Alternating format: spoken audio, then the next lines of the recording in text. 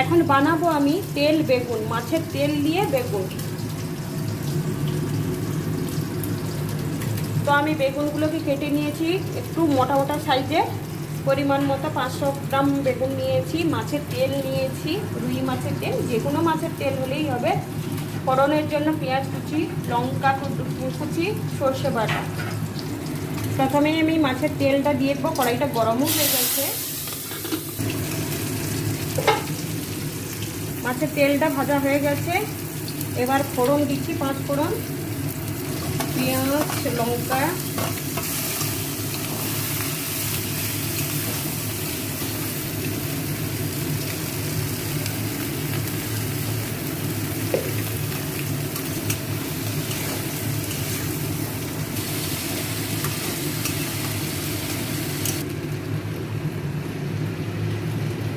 সর্ষে আর ধনে গুঁড়োটা একসঙ্গে মিশিয়ে অল্প জল দিয়ে দেবো। বেগুনটা আমার কষানো হয়ে গেছে, আমি সর্ষে ধনেটা দিয়ে দিলাম, পেস্টটা দিয়ে দিলাম।